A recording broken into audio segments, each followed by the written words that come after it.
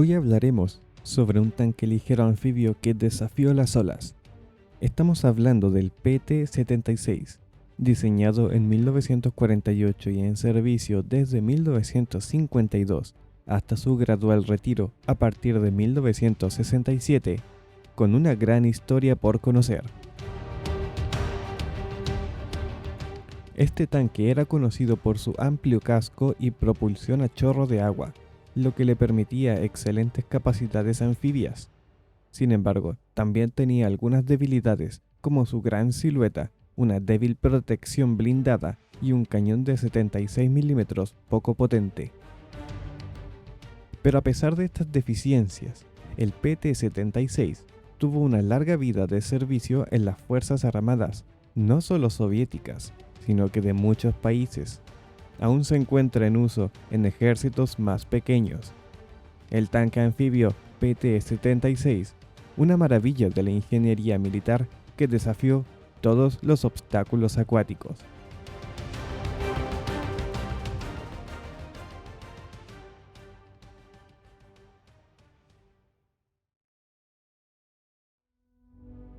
Durante la Segunda Guerra Mundial, los tanques anfibios eran inadecuados y no podían competir con los tanques alemanes. Después de la guerra, la tensión entre la Unión Soviética y las naciones occidentales aumentó y se esperaba que Europa Central fuera un campo de batalla. Sin embargo, la geografía de la zona presentaba problemas para los tanques. Con obstáculos acuáticos frecuentes, los soviéticos necesitaban un tanque ligero y móvil que pudiera ser anfibio y penetrar en el territorio enemigo para explorar el entorno. El PT-76 debía tener una excelente flotabilidad que le permitiera cruzar estos obstáculos acuáticos. Debía estar equipado con un cañón potente para que fuera más útil contra los blindados enemigos y una velocidad máxima en el agua de 10 km por hora.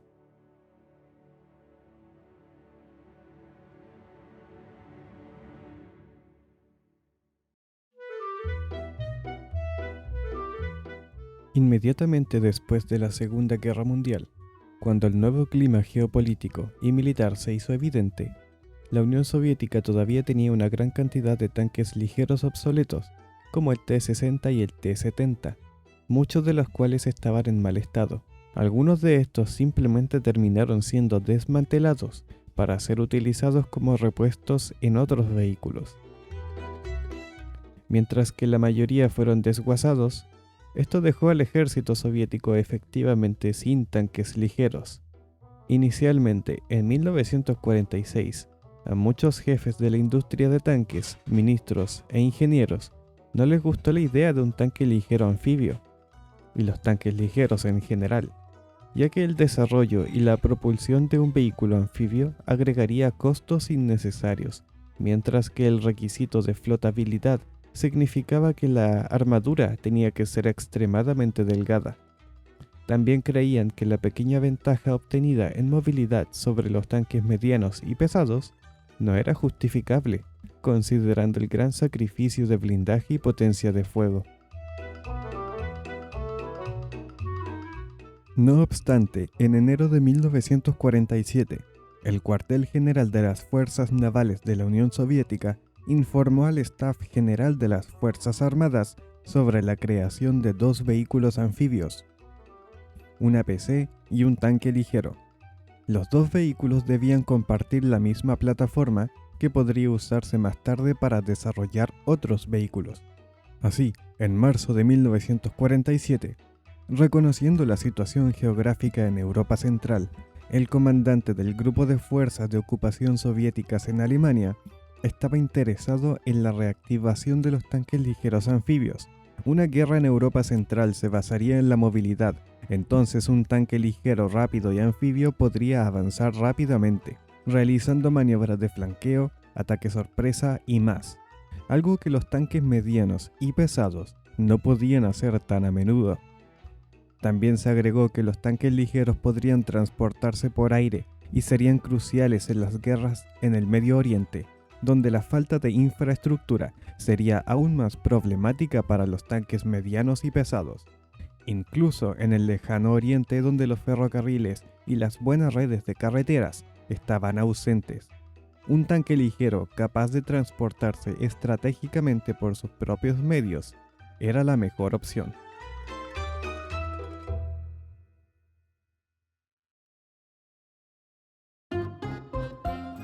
Como los tanques ligeros parecían más favorables, en 1947 se realizaron pruebas en varios tanques ligeros y APC. Se consideró que no tuvieron éxito por varias razones. La principal es que estos prototipos requerían cajas de aluminio llenas de aire para flotar. En otras palabras, el vehículo necesitaba una preparación previa para flotar.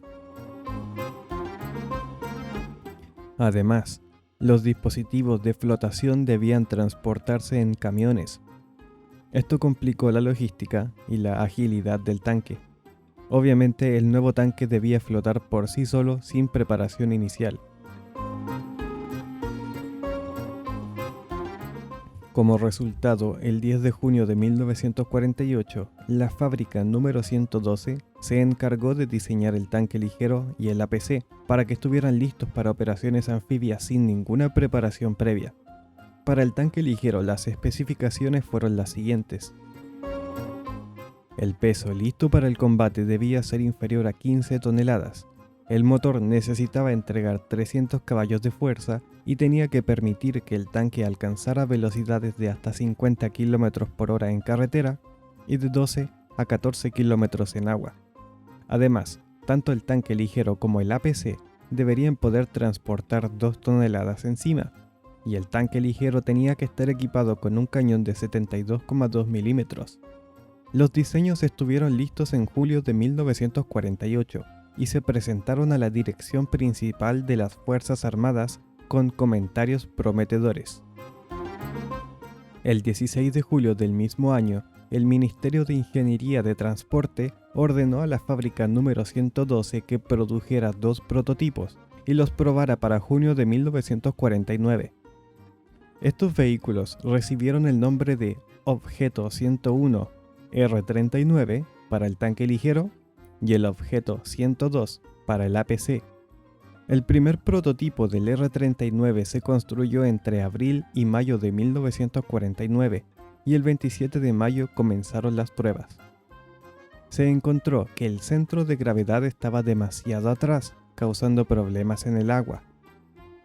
El segundo prototipo estuvo listo en junio del mismo año, con la torreta movida hacia adelante unos 240 milímetros, pero sin embargo, estos prototipos fallaron en las pruebas de fábrica. La fiabilidad y la resistencia de ciertos componentes eran deficientes y los vehículos ni siquiera alcanzaron la velocidad deseada en el agua. En el segundo prototipo, para arreglar la velocidad lenta, las hélices estaban montadas externamente y se suponía que debían levantarse sobre la plataforma del motor cuando no se usaban. Sin embargo, esto los dejó vulnerables al fuego enemigo y al daño general.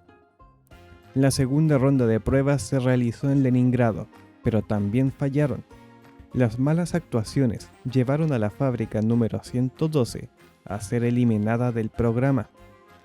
Después de esta decepción, algunos de los jefes de la fábrica, junto con ciertos ingenieros, fueron destituidos de sus oficinas y responsabilidades. El mismo Stalin supervisaba el programa, y no quedó claro si esto significó simplemente perder su trabajo o algo peor.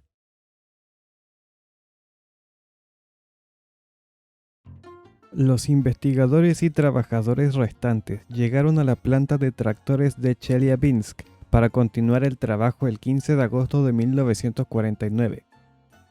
Se hicieron 2 conjuntos diferentes de dibujos, uno de Grigory Moskvin y Astarkin, llamado Objeto 270, y dibujos realizados por Troyanov y Nikolai Shashmurin, llamado Objeto 740.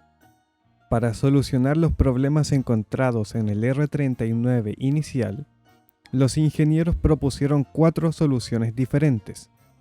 Estos fueron hélices en túneles de agua, hélices montadas convencionalmente sobre bisagras, chorros de agua y por último propulsión sobre orugas. Shashmurin acudió al ministro de Construcción de Maquinaria Media, Vyacheslav Malichev, para materializar su idea. Malichev estuvo de acuerdo, terminando todos los demás proyectos para sistemas de propulsión y poniendo todos los esfuerzos en un vehículo con 2 motores de chorro de agua. El primer prototipo del objeto 740 se completó en febrero de 1950. Como podemos ver en esta foto del 740 de frente, una de las mayores diferencias entre este y el PT-76 de producción eran los lados curvos del casco en forma de bote y las ruedas estampadas transparentes. En esta foto posterior podemos ver los puertos abiertos en la parte trasera, a ambos lados para el chorro de agua integrado. Las pruebas se realizaron en el objeto 740 desde el 15 de mayo y el vehículo las superó en agosto. Después de que se solucionaron los errores y problemas iniciales en los prototipos, se consideró adecuado para su adopción en el ejército soviético.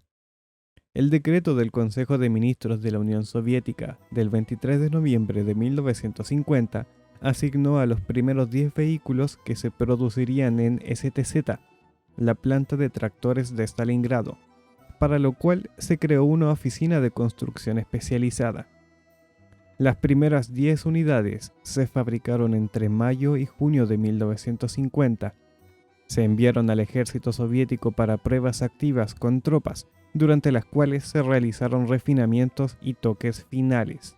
Por decreto del Consejo de Ministros de la Unión Soviética, el 6 de agosto de 1952, el objeto 740 se puso en servicio con el nombre PT-76, que significa Plavayuji Tank, que significa tanque flotante 76, por su cañón de 76 milímetros. Se dio a conocer al público por primera vez el día de la victoria, el 9 de mayo de 1952. Es interesante agregar al objeto 728 y al objeto 270M. Estos fueron bancos de pruebas para los nuevos motores de chorros de agua, y fue la primera vez que la Unión Soviética fabricó un tanque con chorros de agua. El objeto 728 tenía un peso de 14 toneladas para simular al objeto 740 en el agua. Aquí, por ejemplo, vemos al 728 en Leningrado. La gran torre en la parte superior se colocó allí en el caso de que el banco de pruebas se hundiera.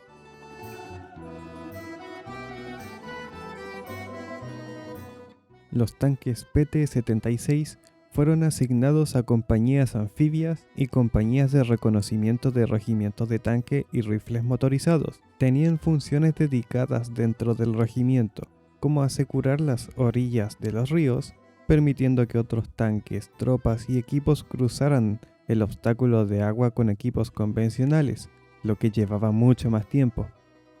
Cuando se usaban en misiones de reconocimiento, se adelantaban al regimiento, aseguraban áreas, buscaban posiciones enemigas, pero también, si eran atacados, cumplían las funciones de los tanques medianos si es que estos no estaban presentes. La infantería naval soviética fue revivida en 1963 como subordinada de las fuerzas navales soviéticas, con 3 regimientos en el Mar del Norte, Mar Báltico y Mar Negro. Estos estaban equipados como una fuerza armada mixta, con tanques PT-76 y T-55. Aquí los tanques PT-76 se utilizaron como tanques de asalto en áreas acuáticas, como playas y riberas de ríos, brindando así apoyo blindado y potencia de fuego a los batallones de infantería de marina.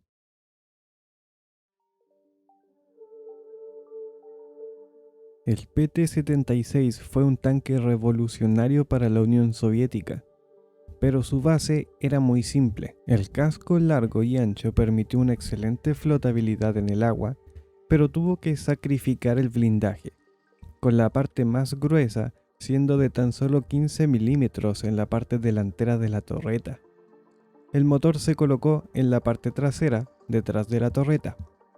El casco en sí estaba dividido en 2 secciones, el motor y los jets en la parte trasera y el compartimento de combate en la parte delantera.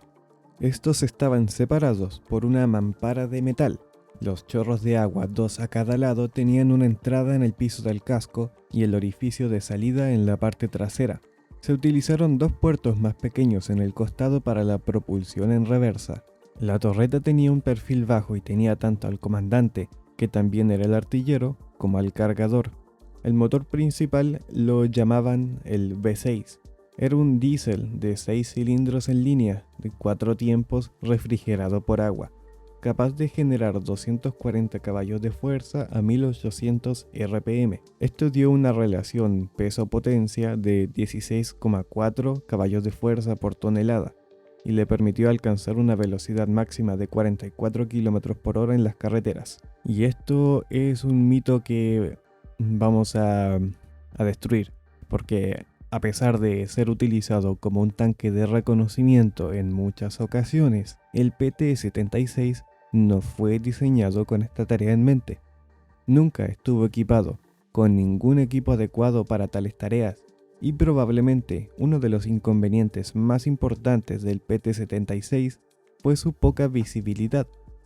Con un total de 11 periscopios, excluyendo la mira del arma principal, el PT-76 estaba detrás de muchos tanques soviéticos de la época. Como ejemplo, el tanque pesado T-10 tenía el doble de puertos de visión y periscopios. Y esto plantea la pregunta de por qué se usó el PT-76 en funciones de reconocimiento. Pero la respuesta es engañosamente simple.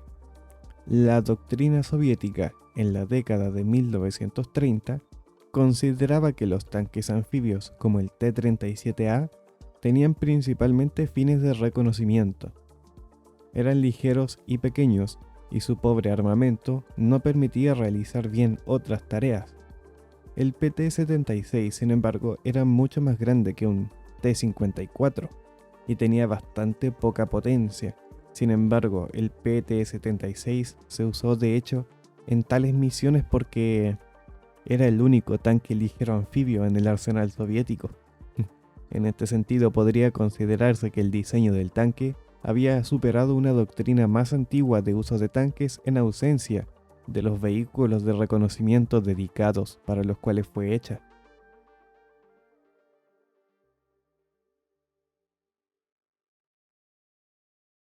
El vehículo tenía una tripulación de 3, un conductor, un cargador y un comandante que también operaba el arma.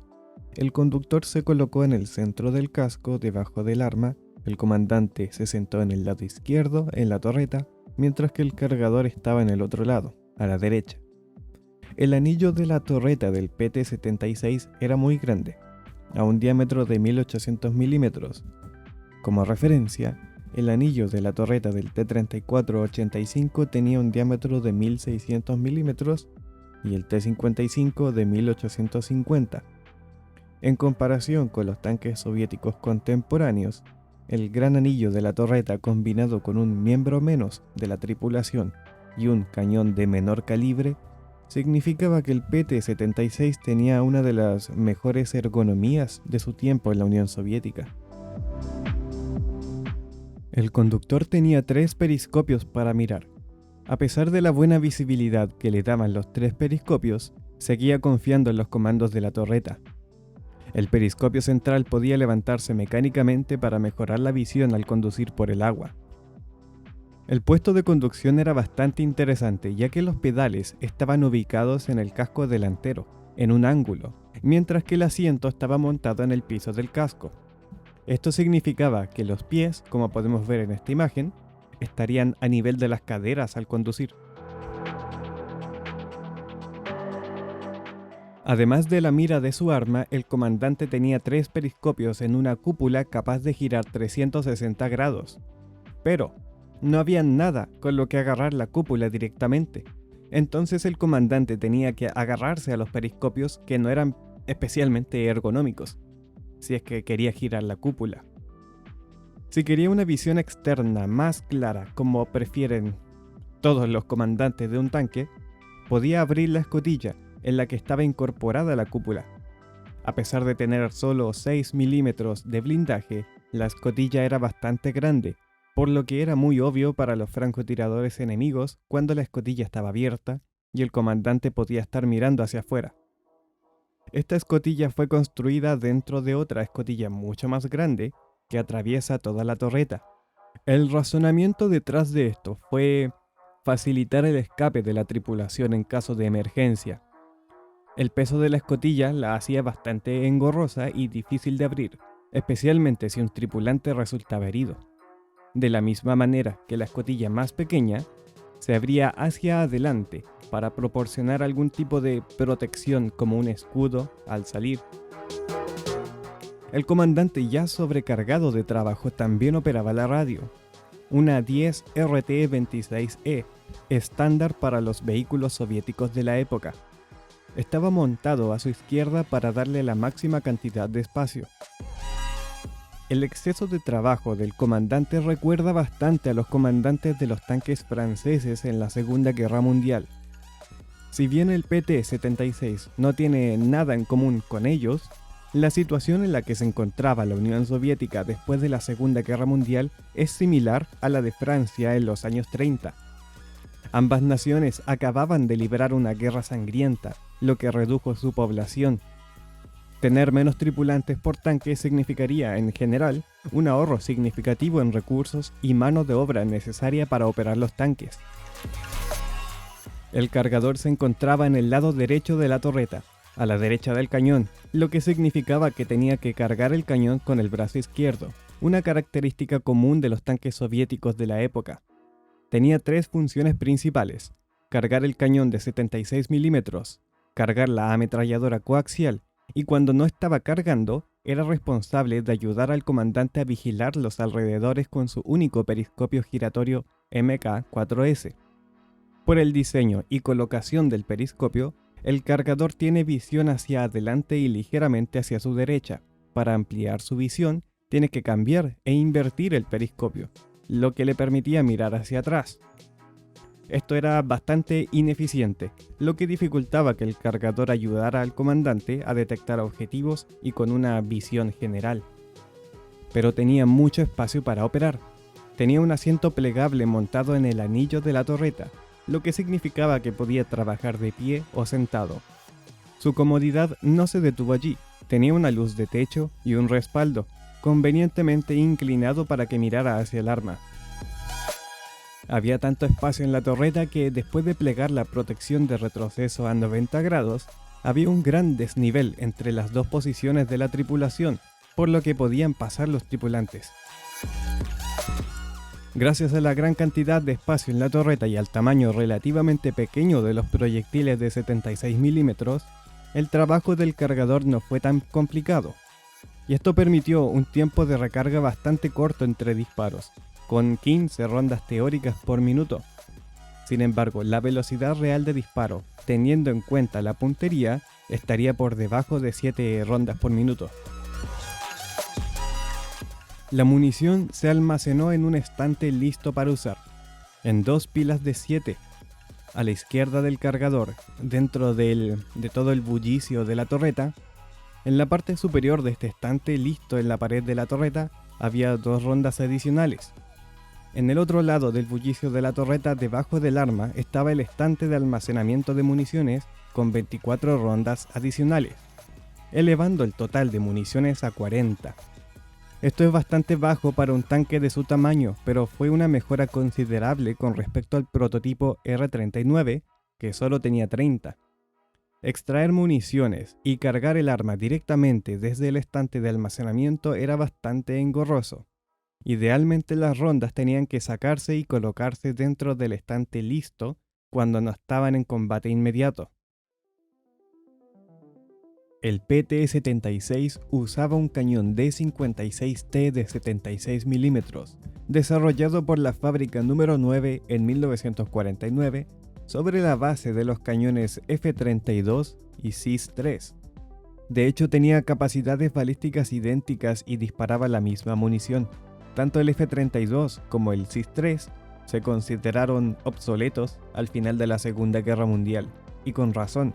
Su reemplazo con cañones de 85 y 122 milímetros se pudo ver con el T-34-85 y la serie Joseph Stalin. En 1947 se quería un cañón de 85 milímetros, pero debido a la reducción de peso a solo 15 toneladas, se tuvo que utilizar uno de 76. Vale la pena mencionar que la doctrina del PT-76 significaba que este cañón era suficiente. El fin del PT-76 era apoyar a las tropas durante el desembarco anfibio neutralizando nidos de ametralladoras y rifles sin retroceso y otros objetivos blandos. El cañón podía bajar menos 3,5 grados o menos 4 según otras fuentes y elevarse hasta 31 grados. Ejecutar una rotación completa de la torreta toma alrededor de 21 segundos con manivela manual. El arma también era capaz de disparar indirectamente con una mira de azimut. El D-56T en los primeros tanques PT-76 usaba el freno de boca estilo TS-AKP, con muchas ranuras verticales empujando la explosión hacia atrás, disminuyendo en gran medida el retroceso. Otra característica innovadora de esta arma fue que el amortiguador de retroceso estaba montado debajo de la brecha a la derecha y el recuperador a la izquierda. Por lo general, en las armas de la época, especialmente en los cañones de tanques soviéticos, estos componentes estaban montados en la parte superior o delante de la recámara.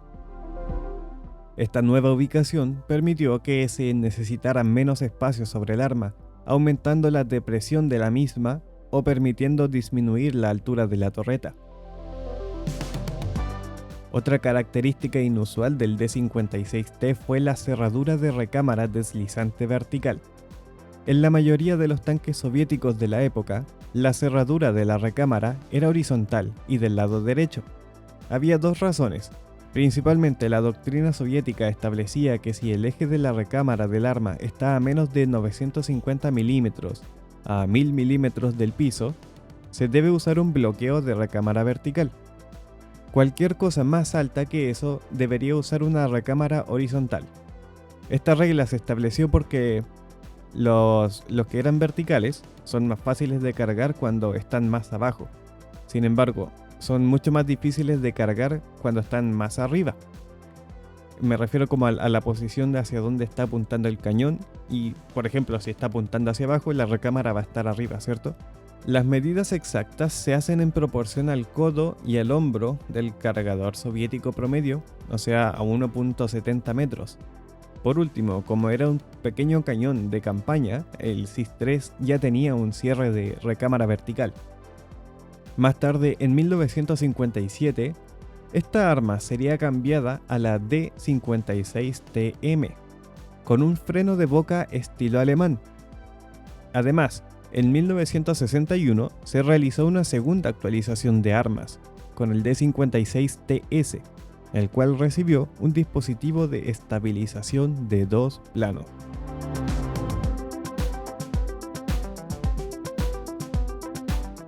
La munición utilizada por el D-56T es idéntica a la del SIS-3. Dado que las dos armas compartían municiones, había una gran variedad de municiones disponibles. Un PT-76 listo para la batalla tendría la siguiente carga de municiones: 24 proyectiles de alto explosivo, 4 alto explosivo perforante APHE, 4 perforante de compuesto rígido APCR y 8 alto explosivo antitanque HEAT. Esta carga cambió en la década de 1970. Tendría entonces 20 proyectiles HE y 12 proyectiles HEAT en su lugar. Cabe mencionar que, a pesar de la antigüedad de los cartuchos utilizados y del arma en sí, el PT-76 era capaz, en teoría, de contrarrestar a sus homólogos occidentales, como el M41 Walker Bulldog o el AMX-13, e incluso a los MBT con armadura ligera como el AMX-30 o el Leopard 1. Sin embargo, hacia finales de los años 50 estaba claro que el arma y la munición no eran capaces de lidiar con los tanques de batalla principal y los medianos modernos. El armamento secundario del PT-76 era, como estándar de los tanques soviéticos de la época, una ametralladora SGMT de 7,62 mm montada coaxialmente. Se llevaron 4 cargadores en el tanque, cada uno de 250 rondas, haciendo un total de 1000. Esto es muy poco, considerando que el PT-76 fue el único tanque utilizado por la infantería naval soviética. Para poner esto en perspectiva, un T-55 llevaba 3.500 rondas, y los tripulantes tenían AKMs o 47 como armas de defensa personal. Como se mencionó anteriormente, la movilidad y la velocidad máxima del PT-76 no son tan impresionantes, especialmente si lo comparamos con otros tanques ligeros de la época, centrándose más en su aspecto anfibio. El motor principal era el ya mencionado Diesel V6, y este motor era una versión simplificada, literalmente cortado por la mitad, del legendario motor V2 utilizado en los tanques T-34, KB e IS. Originalmente se propuso una transmisión de T-34, pero se necesitaba una más compleja para impulsar los chorros de agua, por lo que se creó una nueva transmisión, específicamente para el PT-76. No obstante, seguía siendo similar a la del T-34, una transmisión manual por eje con 4 marchas hacia adelante y una hacia atrás. También utilizó un sistema de dirección de frenado de embrague simple. Este motor le dio al vehículo de 14,6 toneladas una relación peso-potencia de 16,4 caballos de fuerza por tonelada, una velocidad máxima de 44 km por hora en caminos y una autonomía de hasta 400 km. Inicialmente tenía un depósito de combustible de 250 litros en la parte trasera derecha del casco, aunque también podía tener tanques de combustible adicional de tipo tambor cilíndrico o rectangular plano, los cuales se guardaban en la plataforma del motor para una autonomía adicional, pero no estaban conectados al sistema de combustible. En el PT-76B el consumo de combustible fue de 4,5 litros por minuto. La característica más importante del PT-76 era su capacidad para nadar. Se sacrificó mucho en el tanque para permitir esto, como el arma más pequeña, el blindaje más pequeño, combinados con un casco más largo y más ancho. Como se mencionó anteriormente, hubo muchas propuestas sobre lo que debería ser el sistema de propulsión de agua. Entre estos se encontraban las hélices en túneles de agua, las hélices montadas convencionalmente sobre bisagras, chorros de agua y por último propulsión sobre orugas. Finalmente se eligieron los chorros de agua. Estos funcionaron usando 2 chorros principales con aberturas en el piso del tanque. El agua sería bombeada y expulsada por la parte trasera del vehículo a través de 2 agujeros, creando empuje. Para gobernarlo, cualquiera de los agujeros estaba cerrado. Por ejemplo, para girar a la derecha, el orificio derecho se cerraba, mientras el izquierdo aún estaba en marcha, lo que provocaba que el vehículo girara hacia la derecha. Al cerrar los puertos a los chorros, el agua salía bajo presión a través de los puertos laterales, lo que obligaba al agua a avanzar. Al dar marcha atrás, ambos orificios de chorro trasero estaban cerrados, redirigiendo el agua a los 2 puertos más pequeños en el costado del vehículo. Este sistema fue diseñado por Nikolai Konovalov. El PT-76 es famoso por sus destacadas capacidades anfibias, siendo la principal razón de su prolongada vida útil y de su existencia. La velocidad máxima al nadar de 10,2 km por hora o 11 km por hora, según la fuente, es más que adecuada para este tipo de tareas. A lo largo de su vida útil, el PT-76 sufrió una serie de problemas fundamentales que no pudieron resolverse mediante actualizaciones menores. En primer lugar, el cañón principal de 76 mm no se consideró lo suficientemente potente y resultó ineficaz contra los tanques occidentales más modernos, como el Patton y el Centurion. En segundo lugar, el blindaje, como ya hemos mencionado múltiples veces, era muy delgado. Combinado con un casco grande, lo convertía en un vehículo muy vulnerable, independientemente de su uso en el campo de batalla. Por último, tenía malas habilidades de exploración, era muy ruidoso, era alto y no tenía el equipo adecuado para eso.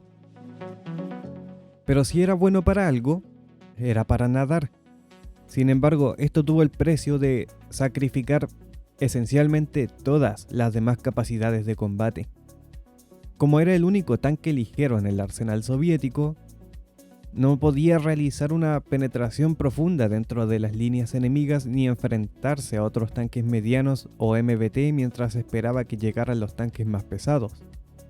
El cañón de 76 fue, en el mejor de los casos, satisfactorio en el momento del desarrollo, pero estaba claro que quedaría obsoleto prácticamente saliendo de la fábrica.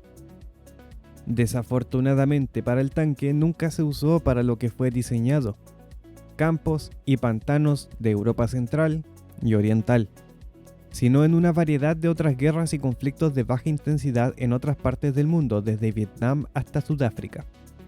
Dado el nicho específico para el que fue diseñado, quizás sea inevitable que estos usuarios no soviéticos terminen usándolo incorrectamente. Estas deficiencias en el uso se pusieron de manifiesto cuando se enfrentó a otros tanques y en especial a las armas antitanque de mano. Alternativamente, su mala reputación se debió principalmente a una mala doctrina y un mal uso más que a un mal diseño, pero este ya es un punto discutible.